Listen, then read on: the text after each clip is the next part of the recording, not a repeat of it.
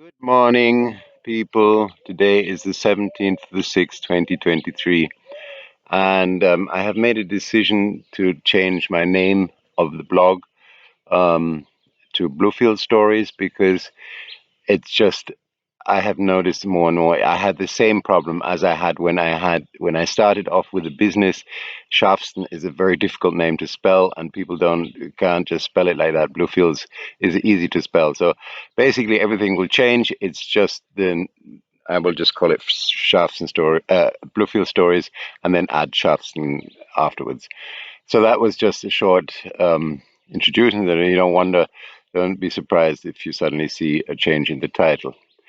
Now, in this story, I want to talk about in about 2005, I noticed that the business wasn't running quite as smooth as it was before. I had already explained that in one video why that happened.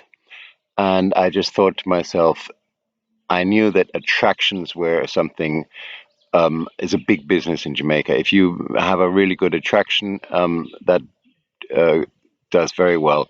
I'm actually, I'm actually thinking, or I think that the two businesses that work best in Jamaica are really large hotels, all-inclusive hotels, and attractions. So I decided to, and I thought to myself, how could I make an attraction here? And I just thought, if I just have the great house alone, that's not that much of an attraction. So I thought of creating a zip line tour because people like adventure and so on. So I um, ordered a long rope, a long steel cable, and I set up a zip line tour, which was quite daunting because many challenges to do that. But the tour was absolutely quite unique and amazing. I had a line going through the jungle where you had to climb up this big fig tree, and then you went through the jungle for about about 800, 600, 600, 700 meters, and you landed again. And then there was another rope which went right through my cotton tree, which was absolutely amazing because you swung into the cotton tree, and then you there was a little platform there, and you would change gear. Basically, you would unzip on that rope and then put it on the other rope, and then go down um, basically to my front yard here. It was just amazing experiencing landing in that huge cotton tree. Uh, it was just kind of breathtaking because the branches of that cotton tree were bigger than most trees itself, and you would land right in the middle of it. And then I had a absolutely wild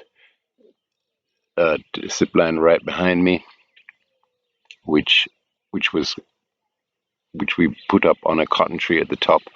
I had a Rasta man help me build a platform because it was like 60 feet over the ground, and just to reach up there, it was already very daunting. So we built that little platform, put the rope around it, and it was just absolutely, and it went quite steep down. And when we had finished building it, um, my Rastaman friend, who was actually not afraid of anything normally, he said, "Okay, Frank, I'm not going down this line first. You have to go down this line first." And so one day I took up all my courage and went down the zip line, and I hadn't quite worked out how far the zip line actually goes down with the drag of my weight. And when I was, and here were like several guests waiting here, um, and my three sons were there looking at their father coming down the zip line. So everybody was very highly expectant of the first trip down the zip line. And when I came down, I suddenly noticed, wow, there's a coconut tree, and I'm gonna hit that coconut tree. and I was I hadn't put on much brake, so I was going in a good speed because I thought, well, the first time around I'm going to enjoy myself and have a good ride. And I came down with quite a speed, and I knew I couldn't brake till I reached that coconut tree. So the only thing I could do is just put my feet out the front and just slam into it. Luckily, it was not that solid, and it just came down. The whole tree came down, and I arrived safely down the bottom. But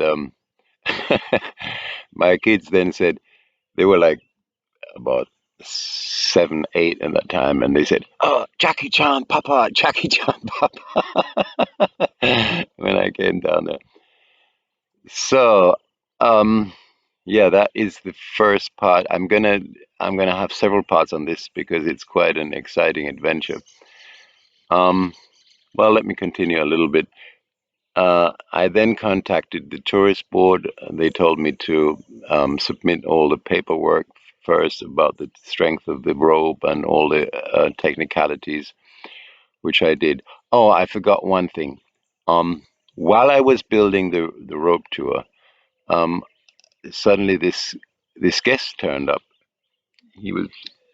And he said he wanted to stay for 2 weeks. And he came in here and he said, "Oh, what are those ropes?" And I said, "Well, I'm building this zipline tour and so on." And he said, "Oh, that's interesting because I work for a company called Doppelmayr in Austria, and we're the world leaders in building all rope, like all ski lifts and all those kind of things." Yeah. And I said, "Wow, that's like you're heaven sent.